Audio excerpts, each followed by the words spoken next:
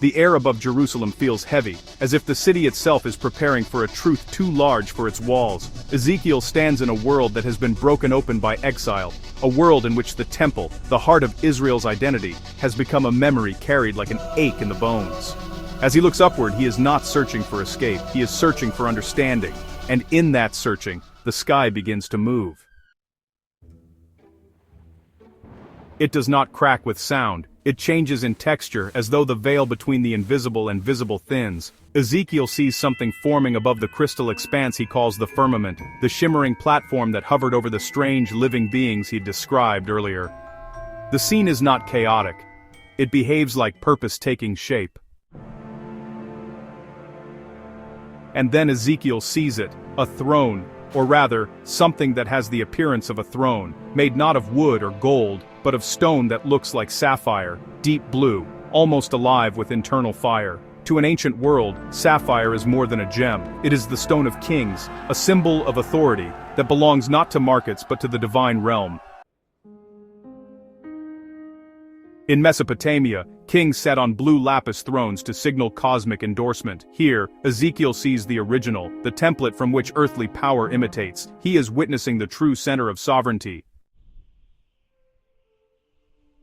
The throne hovers above the cherubim, those strange composite beings who stand at the intersection of biology and symbolism. Their multiple faces point toward the cardinal directions, reminding Ezekiel and every listener later that divine presence sees the whole field of human movement. Their wings pulse with energy, not like birds but like the impossible mechanics of a realm that does not obey gravity or limitation.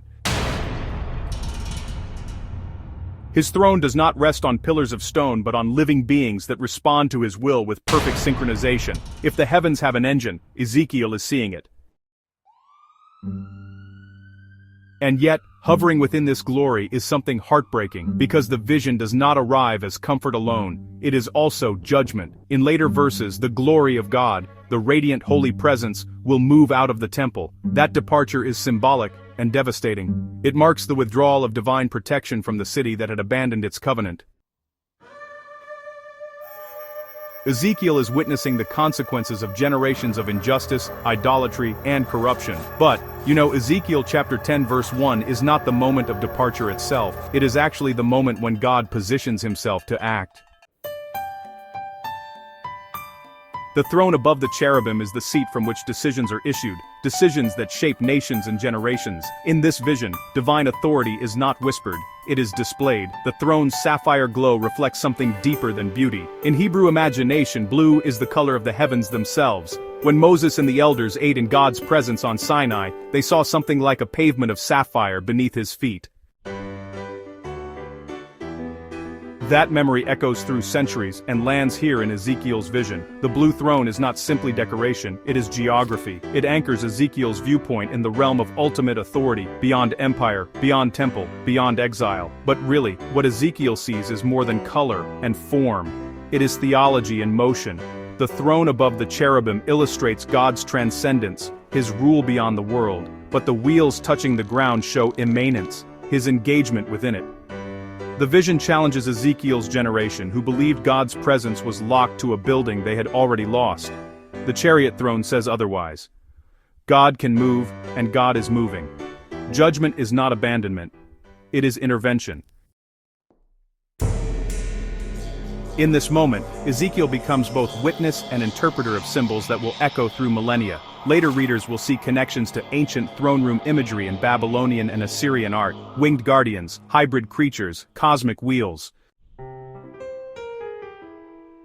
Ezekiel borrows the visual vocabulary of empire, but rewrites its meaning. Those empires claimed cosmic legitimacy through art and architecture. Ezekiel's vision says, all their imagery points to a throne that is not theirs. All their power is derivative. All their claims to eternity crumble before the one who rides the storm. From a scientific perspective, modern minds might see the vision as the language of a man describing the indescribable. To Ezekiel, who lacks technological frameworks, the living wheels may resemble mechanisms, the cherubim may appear as biological forms beyond earthly taxonomy. The radiance from the throne may look like fire because fire is the most intense natural energy he knows. But Ezekiel is not writing science fiction. He is communicating an encounter that, honestly, just overwhelms categories. The imagery kind of compresses spiritual experience into physical metaphor because, well, that's really the only vocabulary humans have. As Ezekiel watches, he understands that the divine presence is not withdrawing in silence. God is acting visibly, audibly, and, decisively. The throne's position above the cherubim signals readiness, authority, and movement.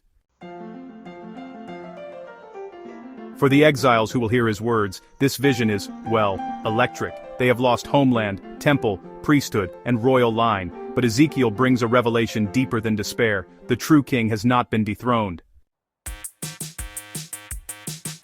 The true throne has not been lost. The true presence is not absent. It is active. In the ruins of a world they thought permanent, this vision becomes an anchor. God's mobility means exile is not final. His sovereignty means injustice will not go unaddressed. His throne above the cherubim means that history is not a random sequence of empires rising and falling. It is governed.